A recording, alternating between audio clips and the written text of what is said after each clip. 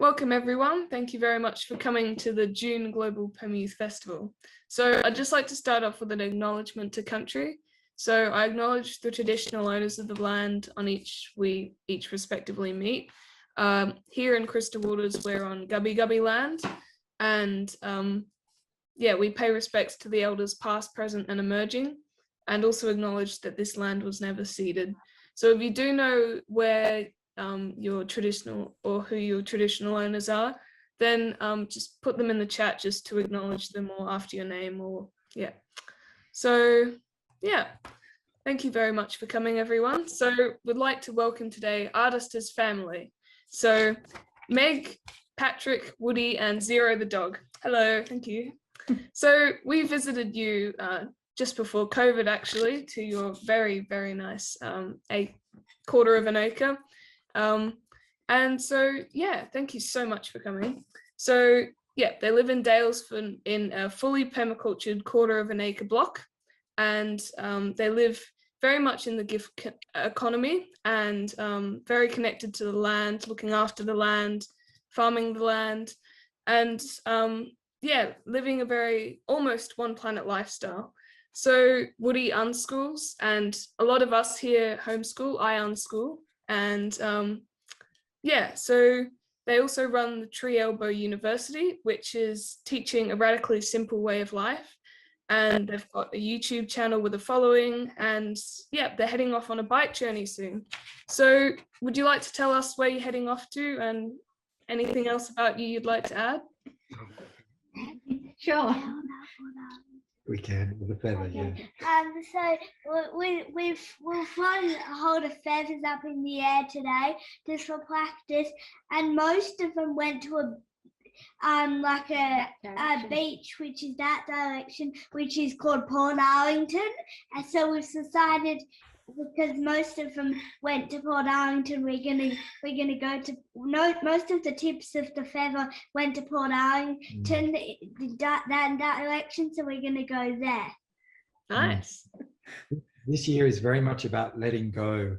We're very involved in our community, and it's been 7 years since we've been on a really big adventure. So and part of letting go is basically using the feather to court chance and to sort of see where the spirit is going to take us rather than have a determined path. And so Woody was really hoping that we would end up down near Port Arlington, because he's a really serious fisher person. And so even though it's going to be cold along the south coast, we'll probably head down there and go spearfishing and fish off the jetties and travel on our bikes and again collect as much forageable foods and fish as we can, and move just with our pedal power. And so 2 bikes, 4 mammals including Zero, and so Woody and I will be on a tandem, and Meg and Zero will be on one bike, which is kind of a tandem for dogs. Except he doesn't care. So when Woody was a baby, when he was 14 months old, we went on a similar trip where Woody was on the back of my bike and our older boy was on the back of the tandem with Patrick and Zero at the helm. So this is not completely unfamiliar territory for us to head out on a year-long adventure on our bicycles. So when Patrick and I first got together 15 years ago, we both had cars and we both had regular jobs, and we both shopped at supermarkets, and if we wanted to go somewhere further afield, we just hopped on an aeroplane. So bit by bit over the years, we've gotten rid of a whole lot of things, including our 2 cars. So we've been a biking and walking and public transport family for over a decade now. So when a family who don't have a car and don't want to borrow a car, when they want to go off on an adventure and they want to carry a lot of their own gear, so for hunting and fishing and foraging and things like that, it just seemed like a really good choice and an option for us to go by bicycle. Yeah, that sounds like an amazing journey that you're heading off on. Best of luck for that. So you said that 15 years ago you were kind of living like a normal kind of life. So how did you start to get into permaculture and then evolve that into what you call neo-peasantry? And also, if you'd like to just tell us a bit about neo-peasantry too. Okay. Yep. Sure. So I'll start with that first question, and then we can work towards the first question. No, I'll start with the second. Yeah. So neo-peasantry is really just a reclaiming of our ancestral common sense when it comes to economy. So the last few generations of our respective ancestors have been severed from the land. Although on my side of the family, there's always been some sort of level of access to land, and some sort of agricultural or garden agriculture being performed at some level. So I kind of feel like I've never really lost that connection, even though it wasn't the entire economy of, say, my parents or my grandparents. So I think in many ways permaculture is a reclamation of land bondedness and the kinds of economies that can come out of having intimate relationships with a local loved land. And so, of course, that is highly problematic in a country like Australia and many parts of the world that we've been a part of our heritage has been a part of the colonization project. And so how do we reclaim a land bondedness and an intimacy and a deep love and respect for land that has been stolen? So that, I guess, has been our biggest path. The way we got into permaculture was through, I guess, other forms of activism, looking at the way that, yeah, do you want to say something? No.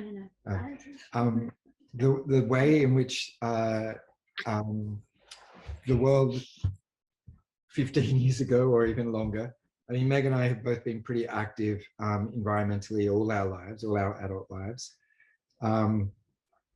But particularly looking at food, medicine, and energy, the problems of those three capitalisms, and recognizing that private property and the bigger geopolitical problems of the world, that, you know, the dominance of greed as a major sort of cultural premise, even though obviously it's not spoken like that, it is ultimately money generation, and you know, those who are celebrated in the dominant culture are those who are chasing money or are successful or billionaires, or so, you know, this whole problem, this sort of collapse of eldership, has created so many social and environmental problems, and so we, I guess, didn't immediately start with permaculture. We started with the food system particularly, and then looked at food, medicine, and energy, and then kind of arrived at permaculture, because that is if you're concerned about those three types of resources that are so harmful to the planet, then permaculture is a good place to arrive at. And then we woke up to the fact that we live in the same town as Sue Dennett and David Holmgren, and they've since become very good friends. And Meg has worked for those guys for about 12 to 10 years or so. So yeah, I think, yeah, they're the pathways, yeah. And one of the things that we really liked about, one of the aspects of permaculture that we really liked, is the creating the change that you wish to see in the world, and being that change. Mm-hmm. And so instead of fighting against something, it was working hard towards something really positive. Yeah. And I'm sure that's a similar kind of path for all of us here, about what we like so much about permaculture, because yes, the world has many challenges and many issues that we are all part of and that we all face, but instead of banging our heads against, you know, the doors of Parliament, and, you know, we can dwell forever in the shame that we're born into this culture, and also the grief the grief of the state of the world. But if we stay in that grief, then we are of no use. So we really need to turn that into creative propulsion into something really positive, where we can work towards being part of a response to the problems. Yeah. Productive shame and productive guilt. I think it's important to really be honest about the shame or the guilt or the discomfort for the culture that we find ourselves in, that values all these things that are ruining the climate and ruining the soil and ruining forests. So there's a lot of grief in that, but to be stuck in that, as Meg is saying, just to be stuck there kind of renders us a part of the problem as well. So to respond, it's almost like a productive shame or a productive guilt. So out of the shame and the guilt and the discomfort comes great gifts. And I feel like that's the thing that we've really discovered by embracing permaculture principles, and also, looking back to our ancestral ways of being, and without romanticizing them, seeing there's a lot in our past, a lot of stories in our past that just aren't shared in a contemporary sense. So modernity looks back at the past and says, that's the dark ages, everyone was sick and everyone was malnourished and everybody was living in poverty, and what modernity has offered is this great life. Well, of course, that's just completely untrue. There is a lot of suffering in human history, and there has, that's half the story. The other half of the story is the rich and deep cultural gatherings that would happen on common land, the celebration of the seasons, the honoring of the winter solstice, the honoring of the summer solstice, of the changing seasons that are so sort of integral to a community that wants to be earth honoring. And so these all of us in our indigenous souls, in our indigenous selves, all of us have these ancestors that performed life. But for many of us, particularly those of us from European cultures, you have to go a long way back to bring those stories forward. But not all European cultures. There are some that are still very close to their indigeneity and their indigenous soul. But I think for those of us who have been sort of exiled from Europe, put on boats, many of my ancestors were convicts. Some were free settlers looking to get out of the life of poverty. But yeah, it's, that I think excavating the past is important to understand that the modernist story of today is that everything in the past was terrible and only the contemporary present is worthwhile. And that's been a terrible myth. Yeah, I probably said enough about that.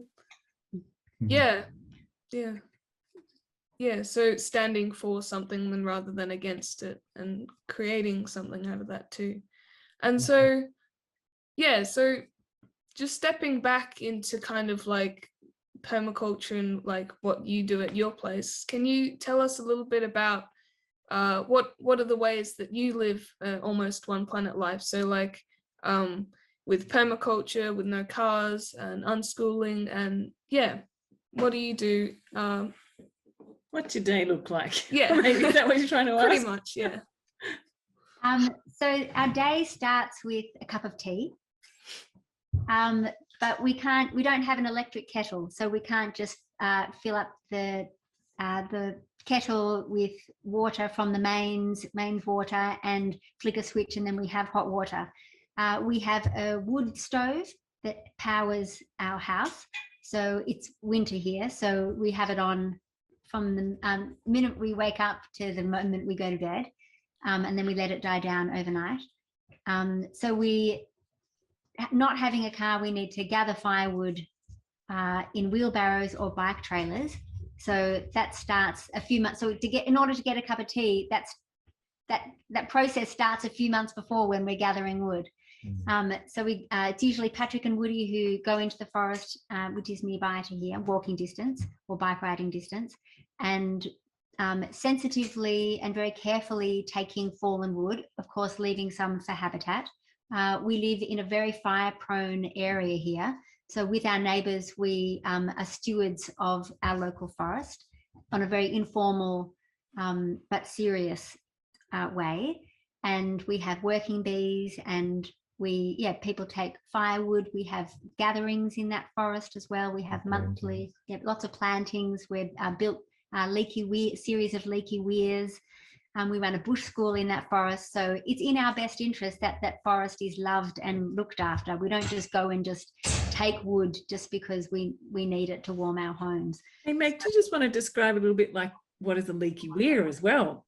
Because that might be something of interest as well to talk about. Sure. I can talk about gold, because this is this area was known in the gold rush for having lots of gold. So all of our forests were completely upturned, it totally denuded, and the creek system was completely upturned as well. So we're trying to reinstate the creek as it was. And sorry, Woody, could you please not do that? Putting wood in the oven. Nice. Important job. So the creek is like with the leaky weirs, you're trying to re-establish what would naturally take place over maybe hundreds, if not thousands of years. You're doing much more quickly. So the gully was ripped out, lowered quite dramatically in the pursuit of gold. And so it's sort of like a very sort of eroded bank that's been held by blackberries. So a whole lot of fallen trees in the forest then get rolled down using gravity. Basically, the only tools we use is to make these is a shovel and a very small chainsaw, and roll down these enormous logs and really create, almost much like beavers do in the Northern Hemisphere, to create these incredible, beautiful little series of dams. And so what that does is the leaky weir is a kind of sediment catch. So it holds up water, much like, similar to a swale, but different, because it's in a creek system. And basically a whole lot of nutrient and water is held up weir by weir all the way down the creek.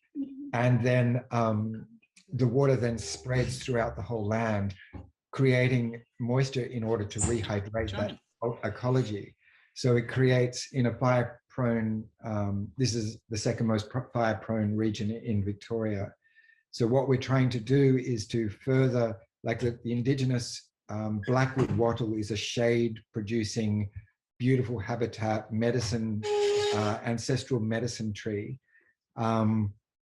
that is fire retarding.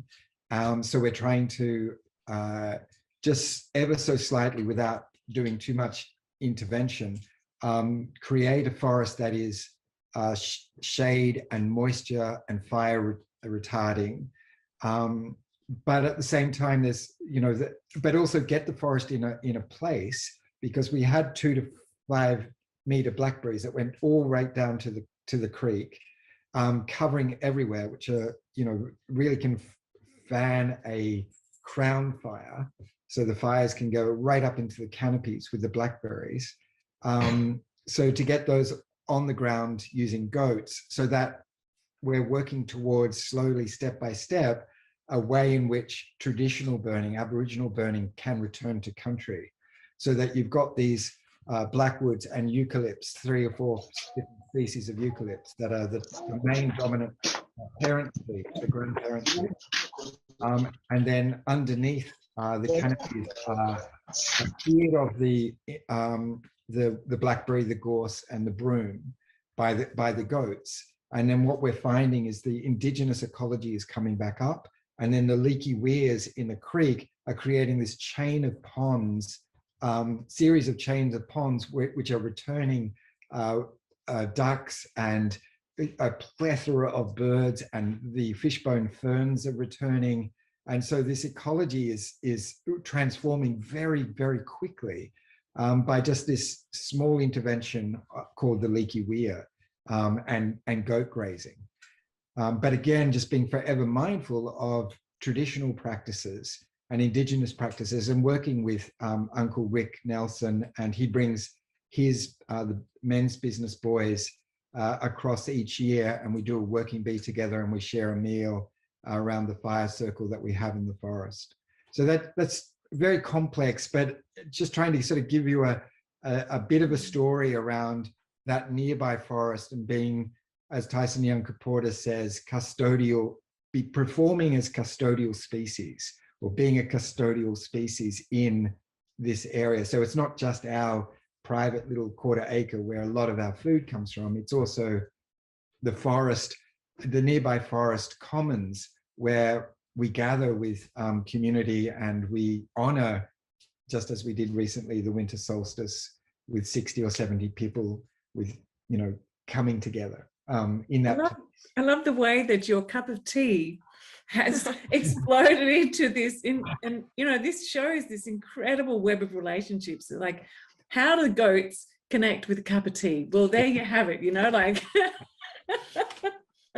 And I think that's kind of at the core of what you're doing, is really kind of reweaving all the different elements of life back together again in a really connected way, and a way that's really connected to place, to culture, to history, to your neighbors, to all species, the plants and the animals. Yeah, and not like, it's amazing how you're regenerating not only like the culture of the area, but also the landscape itself. So I think that's amazing. Yeah. So do you have like any advice for young people, to connect back to land and to like culture, in like a regenerative culture and like Aboriginal traditional culture, and connecting to our stories too, like personally, ancestrally, and also as humanity? Yeah, that's a big question. Yeah. But, I think we can just talk about our own experience and what's worked for us, and what that journey has looked like.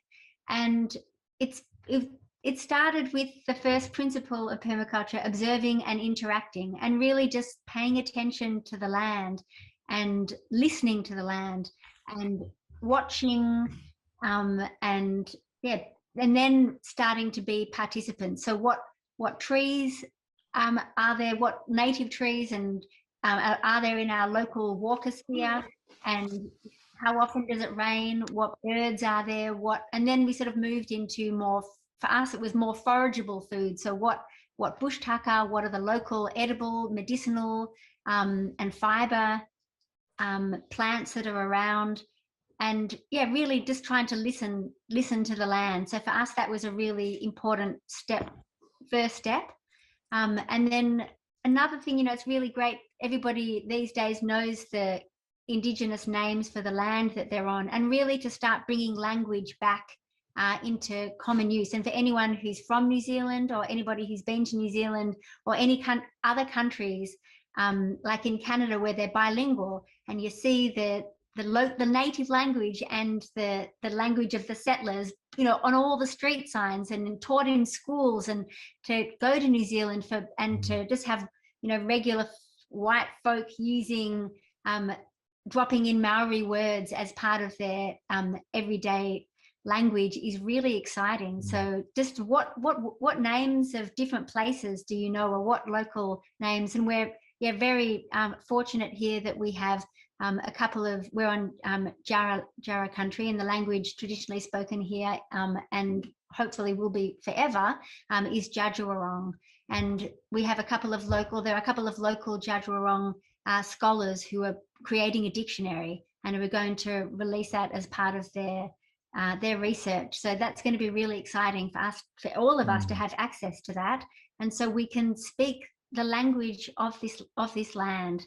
And decolonize the place names is a very good place to start, because Mount Franklin, which was named after Lord and Lady Franklin when they passed by on their horse, has been called Laugenbuk for maybe 40,000 years. And so in the instant of a couple of European aristocrats riding past on their horse, it was transformed. And so, and Coca-Cola, I think 70% of the bottled water market in Australia, which is a horrendous pollution ideology product, is named Mount Franklin after that mountain. So to decolonize it and to call that sacred old volcano Laugenburg, and obviously language is sensitive. It's not the project of settlers to take over language, particularly when it's coming back to country. It really needs first people to be speaking that language and to restoring that language back into their communities before second peoples should really be learning it, or at least listening to what the community, the first people community of your area is wanting. But many Aboriginal communities in Australia are really wanting to return it in their own communities first. And I think to have respect and patience for that is really important. But at the same time, there is not just the human ancestral regard of the land, there is the more than human. And I think that many people in Australia who haven't got, we're very privileged and fortunate to have many Indigenous friends, and we have learned so much from them, but not everybody has, particularly when they're just starting out, this sort of process of belonging belonging as settlers in unceded land. But the land itself has ancestors, the trees have ancestors, the rocks are ancestors. And so if we can actually, we can be informed by listening deeply to the land in the absence of Indigenous knowledge and Indigenous relationships.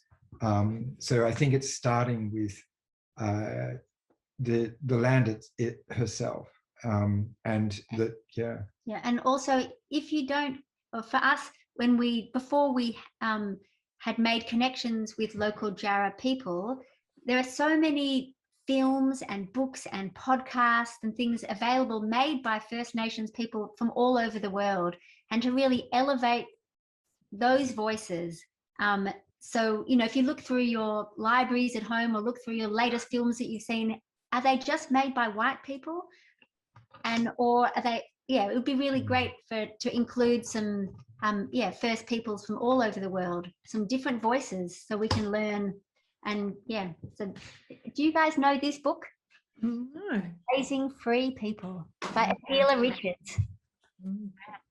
Yes, this is a really, the subtitle is Unschooling as Liberation and Healing Work. So for anyone sort of looking at the schooling system as, and as part of the problem, like all of our institutions in Australia, and many across the world are held and worked.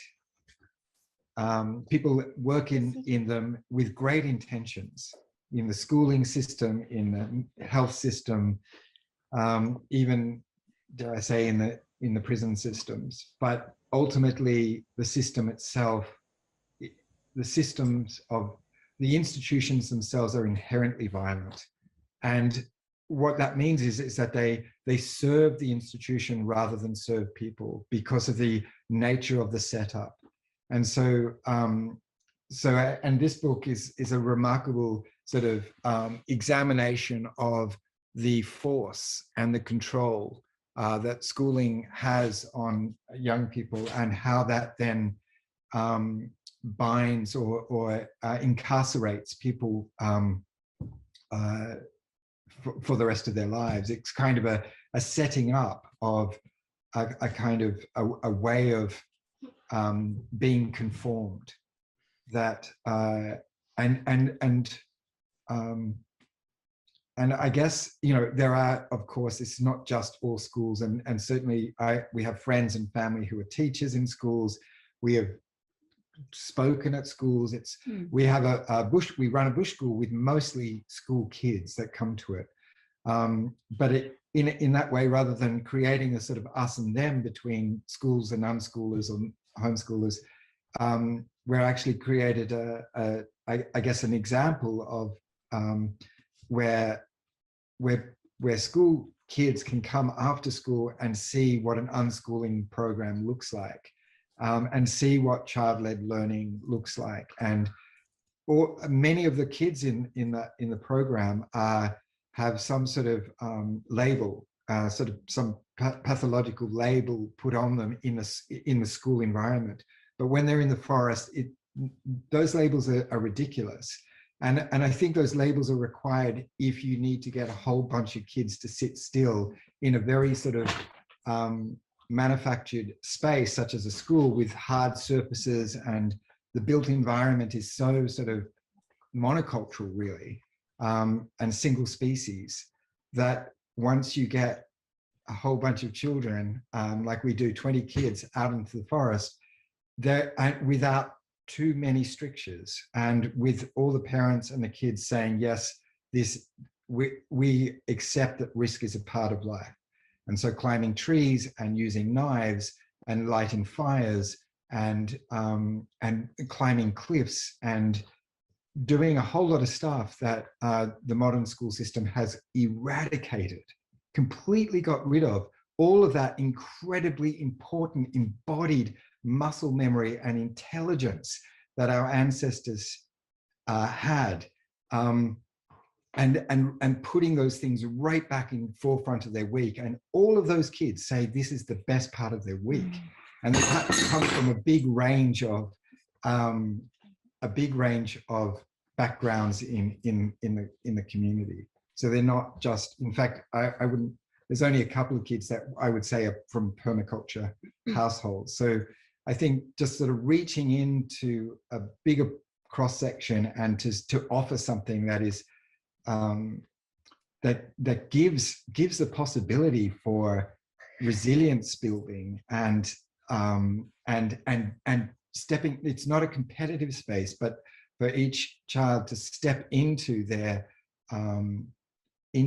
gift and their gifts. And I think that's the thing we wanted to talk about, I guess, in terms of, if we thought we might get advice, asked what advice we could offer young people. Yeah, is to find your gifts, because and find your gifts and develop your gifts, and then later to share your gifts to be in service to the world. Part of one of your gifts as a family as a whole is music, and that's something that you're going to be sharing as you're going around too. Songs that you've written or music that you've adapted to poems. And Woody, you're part of that too, aren't you? Yeah. What do you play? Violin. Oh, are you guys going to play a song for us? Have you got your instruments? We hadn't planned on it. Oh. Yeah. Good. What will we do? Clearing or? Have you got one of your favorite? What's your favorite one, Woody? Okay. Okay. All right. Okay. We might have to set up. Okay. Let's push that back a bit. Woody, do you want to tell us a little bit about what this song is while you're getting set up? It's an old poem that Dad's mum sent for, and Dad put it to music. Nice. Do we sit on the couch? Yeah. Yeah. How long have you been playing violin for, Woody? Probably 4 years. Cool. I like the stickers on your violin. He saved up and he bought that violin himself. Oh, Wow. How did you raise the money to buy that, Woody? What were you doing? Selling kindling at the local market. Oh, fantastic. Excellent. I can see that Chloe's got a violin on her image when she.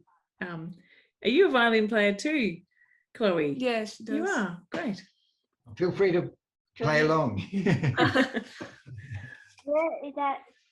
Yep. So as Woody explained, this song is called Clearing, and the words are a poem by an American woman called Martha Popplewhite. And as Woody also said, so Patrick's mum sent him the poem and said, I think you might really like this. And Patrick put it to music, and we would like to play it for you now. Thank you. Nice.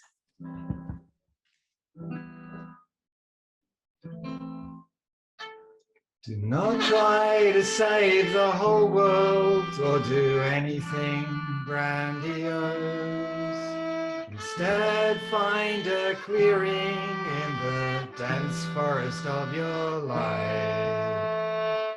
Wait there patiently until the song that is your life falls into your own cupped hands, and you recognize and greet it.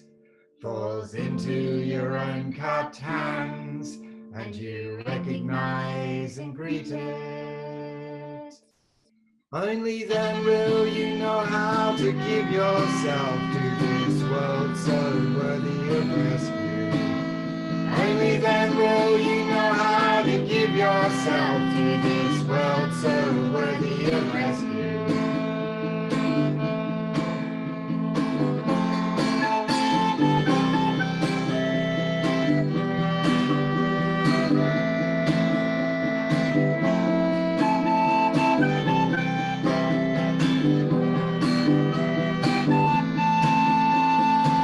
Try to save the whole world or do anything grandiose. Instead, find a clearing in the dense forest of your life.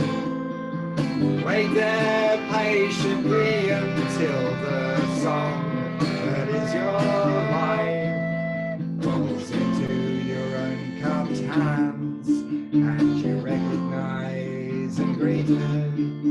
Falls into your own cupped hands, and you recognize and greet it. Only then will you know how to give yourself to this world so worthy of rescue. Only then will you know how to give yourself to this world so worthy of rescue. Only then will you know how to give yourself to this world so worthy of rescue. Only then will you know how to give yourself to this world so worthy of rescue.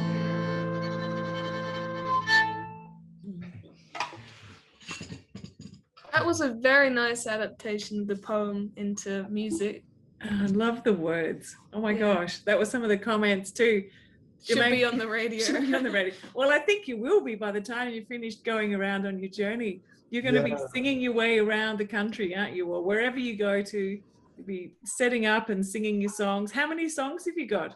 Woody, have you got like a collection of songs? Yeah, about 10 to start with, but 10. we want to write a bunch more. So yeah, we'll be riding, fishing, foraging, singing, and camping. Free camping. Very nice. Yeah. That's And kind of also being in, finding ways of being in service as well. What we found with our last trip, we did a whole lot of things. We exchanged permaculture designs for people's gardens for being put up in their little granny flat.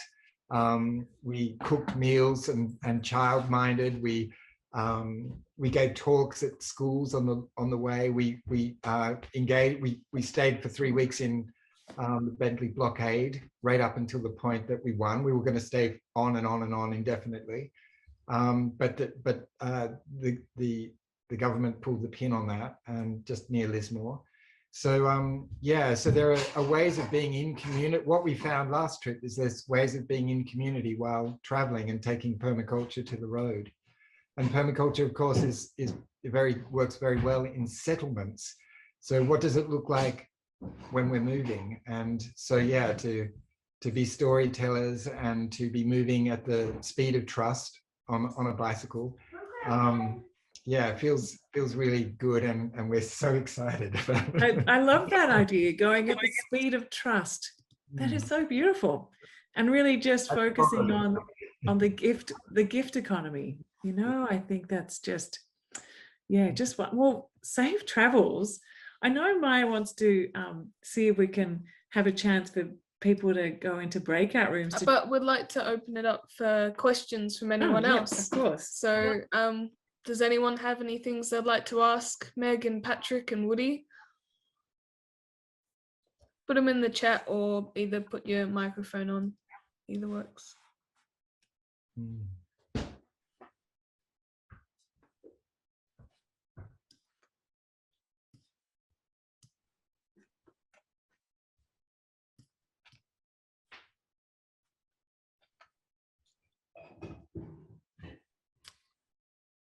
Damon's just asked, can we follow your journey somewhere? Yes. So we've just set up a website with some friends of ours. We're really wanting to move away from social media and big tech. That's right. So our website is artistasfamily, one word, .is. I just popped that in the chat. Thank you. Yeah, so you can subscribe to our videos or to the blog. We'll be blogging as well. We'll be blogging, we'll be vlogging. Yeah, so we still are going to be on social media, and our handle is artistasfamily, but we're working towards moving away from it. Yeah, and on that independent website, you won't be spied upon, and you won't have your information sold on to third parties, and it's basically free from the kind of predatorial nature of the bigger tech and what they're doing with our data and where we go, and following what we like and dislike, and then building an algorithm on us and then selling that information on. So we're really committed to creating online media that doesn't do that. So it's been a long process. It's taken us 6 months, and then slowly we'll wean ourselves off those bigger tech once people come across. And I think this is the way of the future. Like if we all can set up, peer-to-peer interactions online and avoid the Mark Zuckerberg.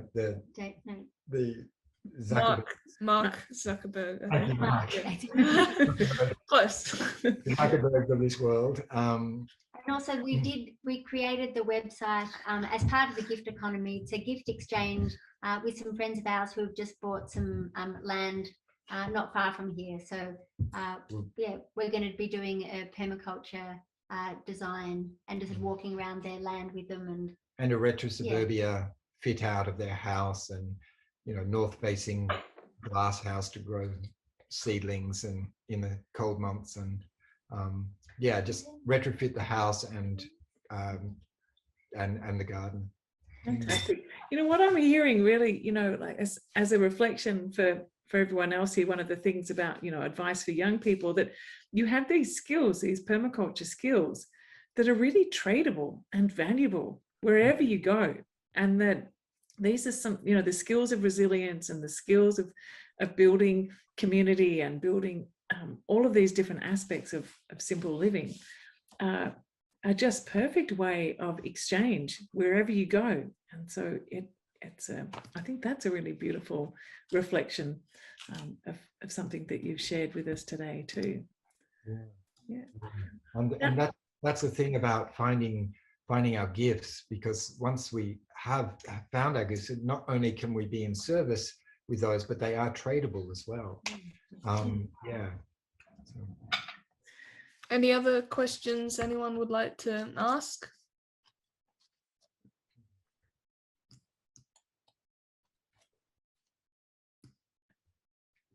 It's an amazing journey you're about to head off on.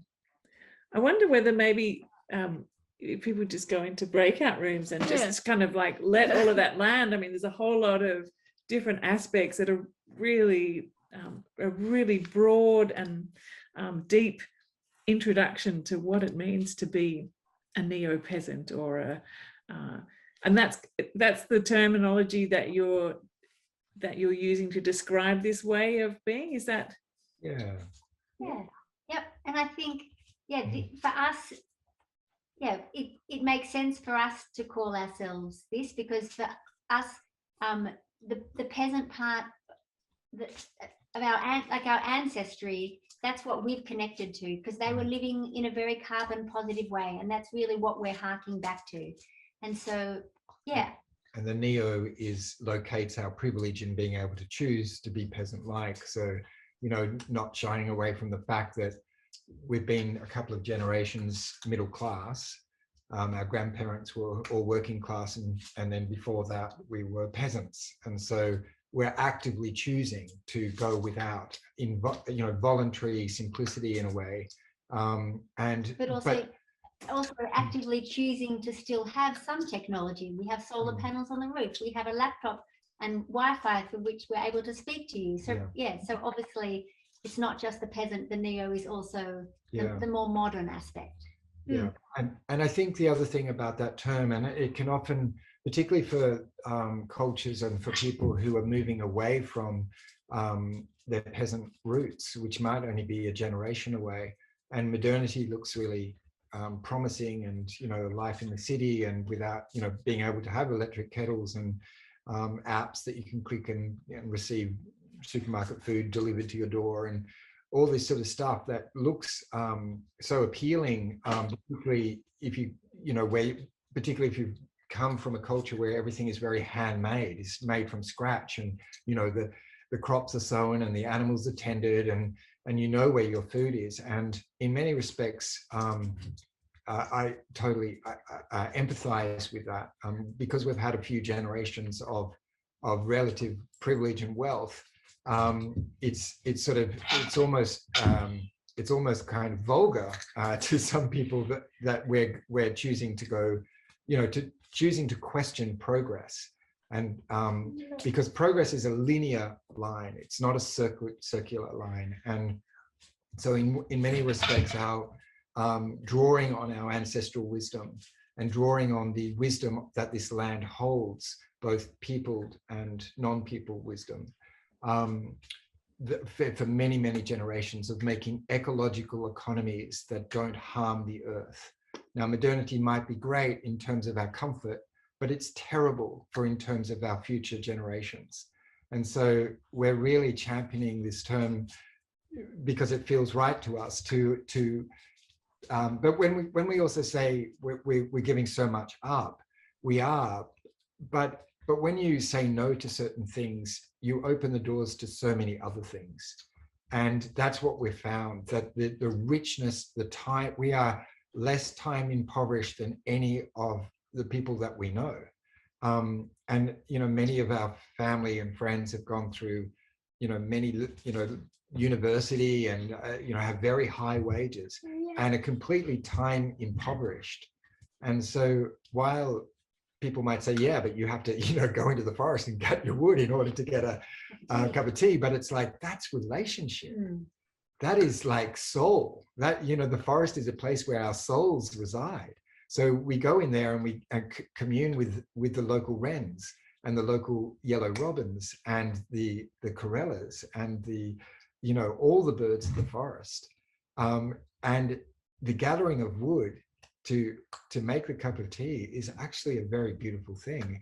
Whereas we've both done, Meg and I have both done hours and hours and hours of meaningless work to pay bills.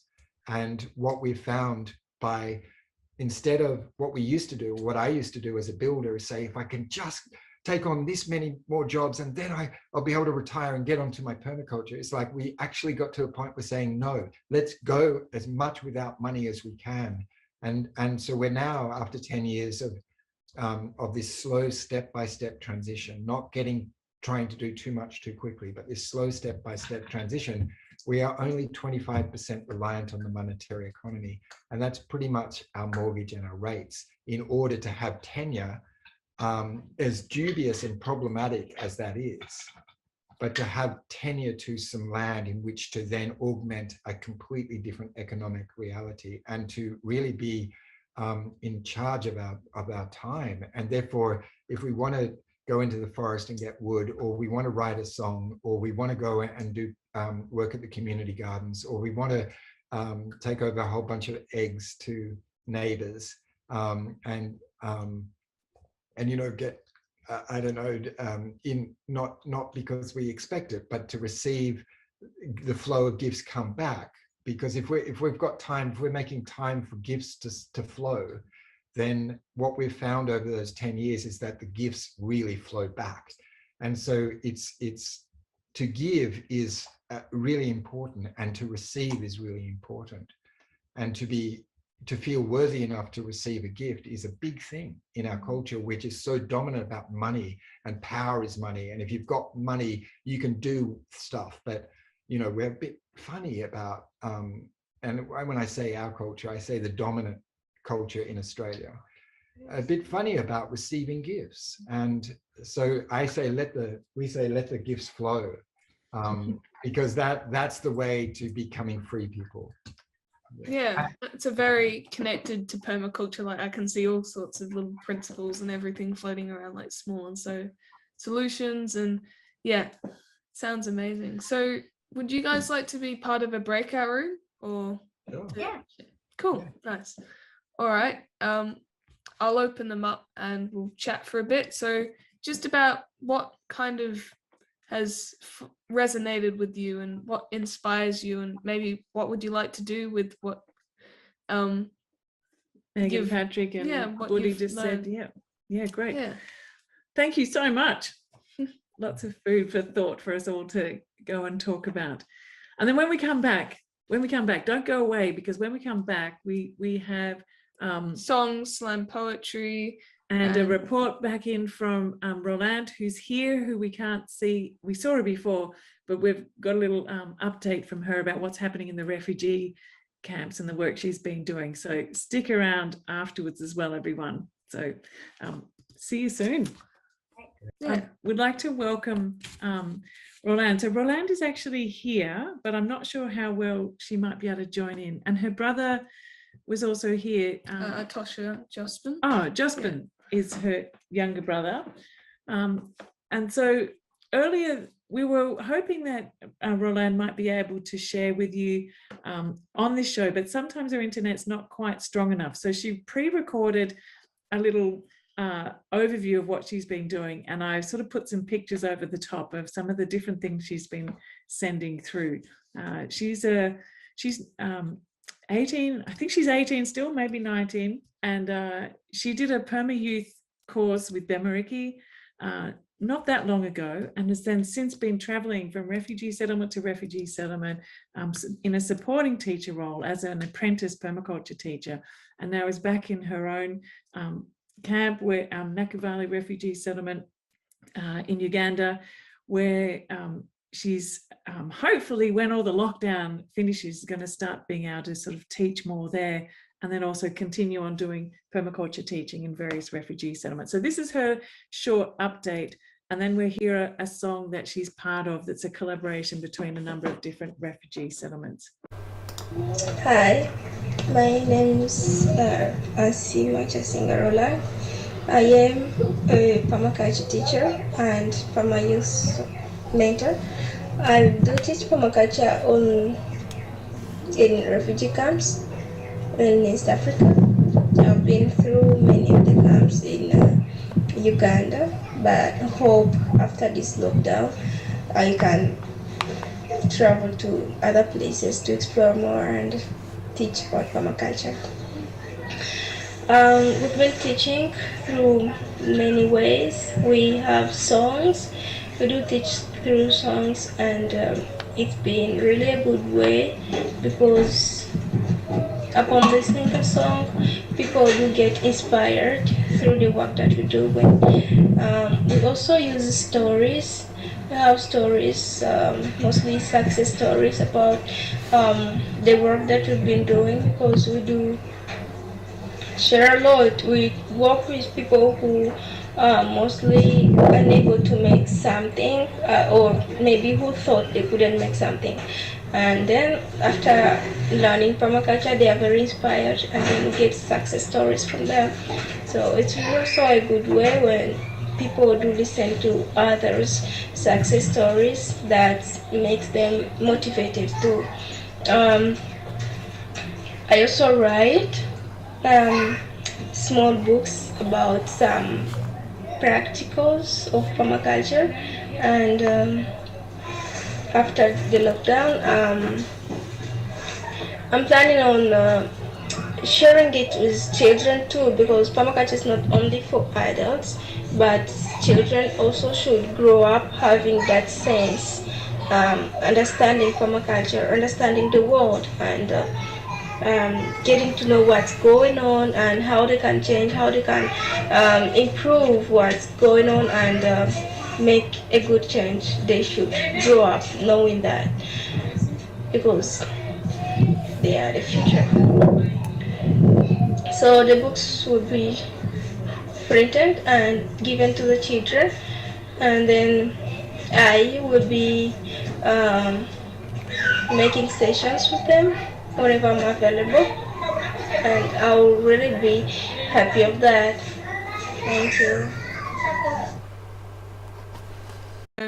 Now we're going to show you a collaboration song from 3 refugee camps in Uganda. So Nakavale Refugee Camp, Ramwanja Refugee Camp, and Kiaka Refugee Camp.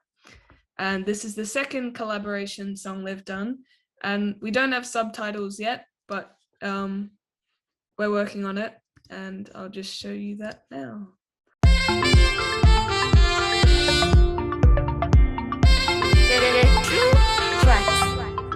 Maji machafu tusinywe tena, misitu tusiende tena.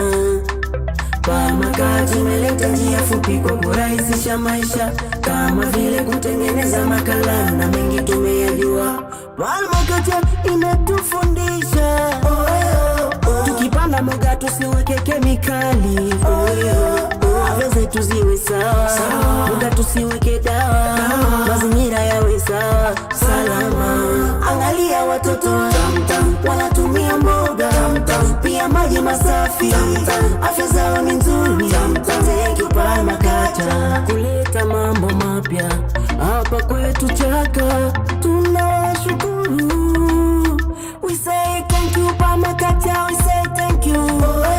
God bless you Permaculture, we love you. You've made our life so easy.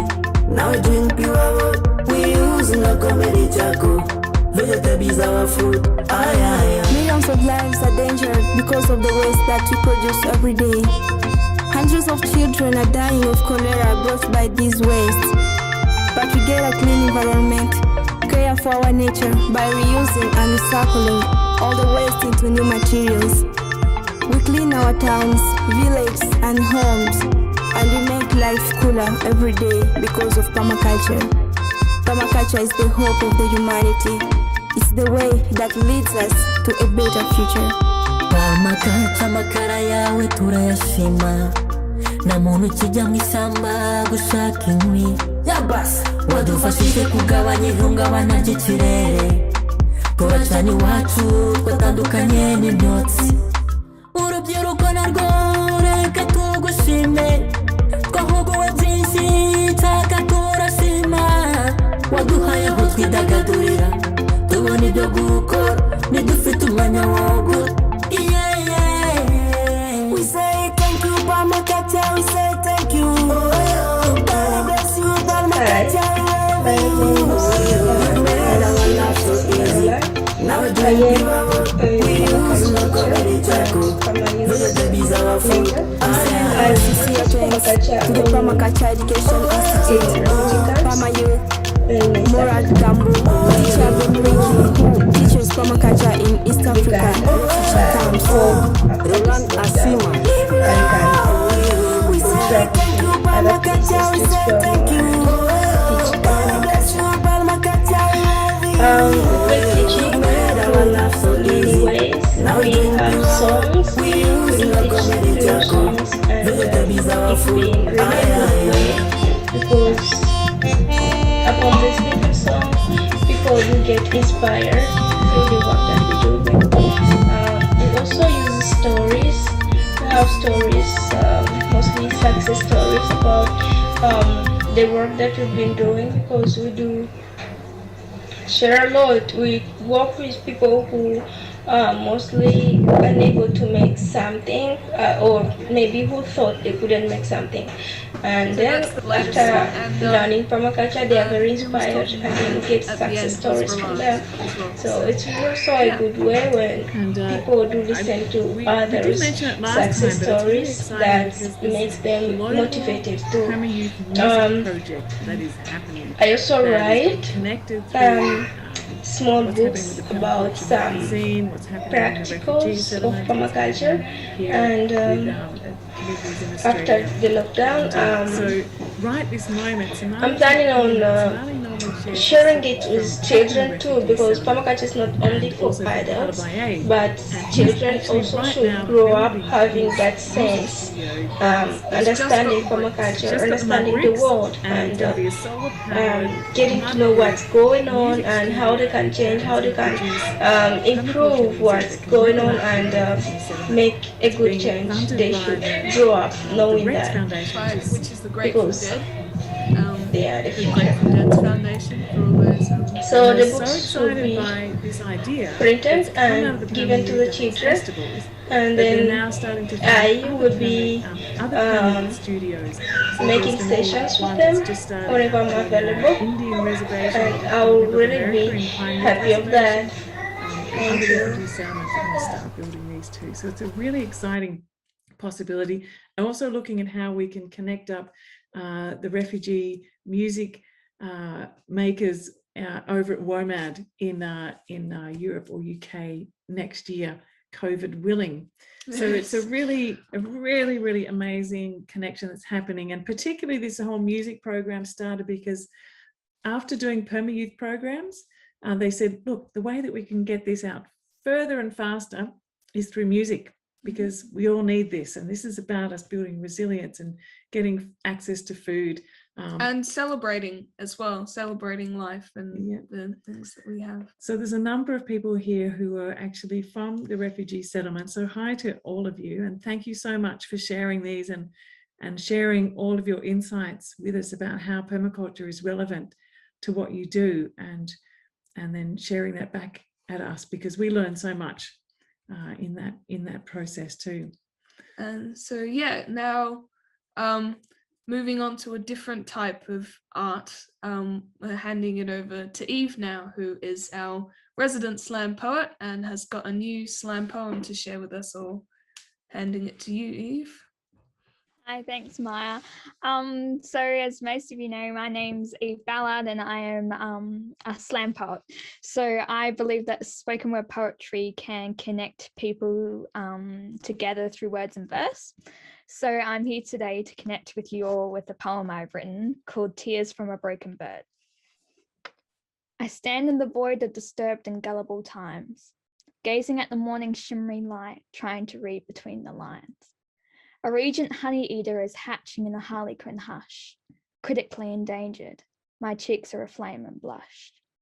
I listen intently in the loneliness of the day for any noises. A howl, a cry, escapes from the nest above that represents a million voices. I stand still, listening to the rhythm of what my heart makes, like a vase sitting on a nightstand, cold, lonely, with a silent ache. But wait, I hear the piercing shriek of an eastern osprey diving deep for slippery prey, and the soothing moan of a morning dove gently cooing throughout the day.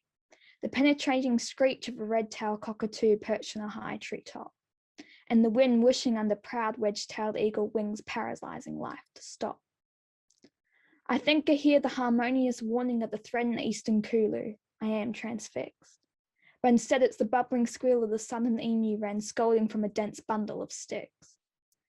I hang on to every sound, knowing as the numbers dwindle, their cry will be forgotten and die out. Extinction, ecological destruction, and environmental loss. That's the problem you hear me shout. Animals features the helpless victims of man's appetite to conquer and survive. All I want is for the animal kingdom to prosper and to thrive. On the endangered list, new species every day fall to extinction. They are sacrificed for success of humankind without any convictions. So many habitats are now weak, fragile, vulnerable, and dying.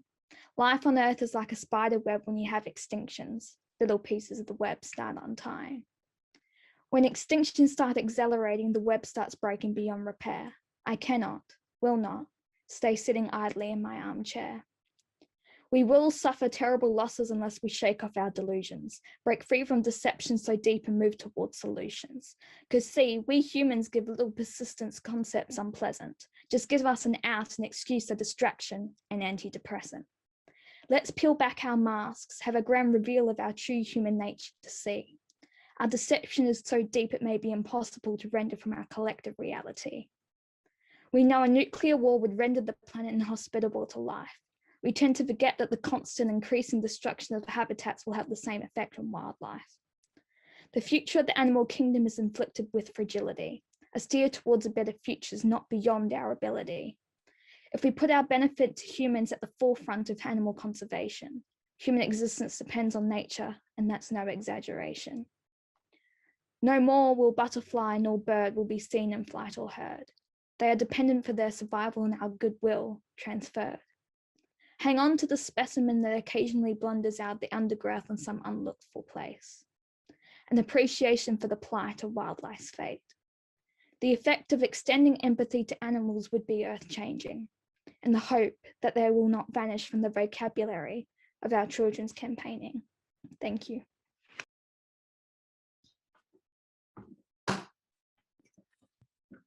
Thank you for sharing that. Amazing, Eve.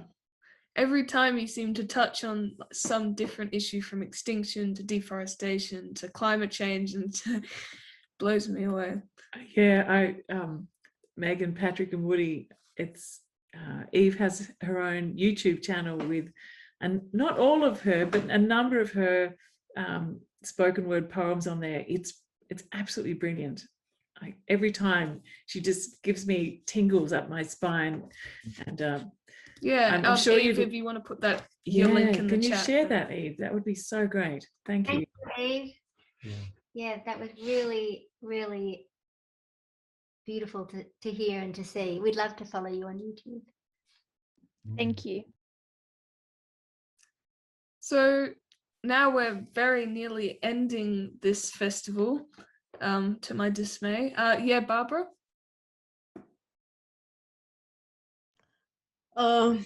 I would like to get to know where I can get into contact to refugee camps, because we have this project at the EDE to put a sacred heaven, and there's one Kajosi, he is in a camp inside, but we want to make a platform where people they need to be settled they should get it there.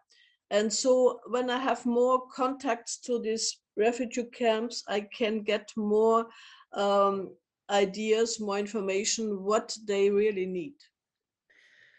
So if anyone from the camps who's currently here in this call would like Barbara to get in touch with them, you might like to just have a chat in the send her your email in the chat privately if you'd like to do that. Yeah, I can do it, of course. Yeah, cool. Okay, thanks, Barbara.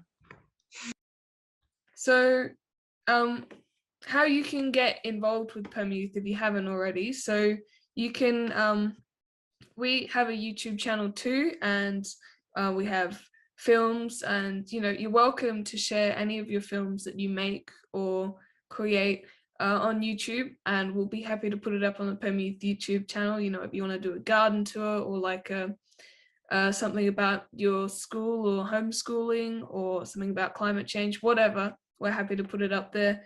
Also, if you want to write some music too and share it with us, that would be great. If you want to put an article in the newsletter, and also sign up for that if you haven't already on permayouth.org.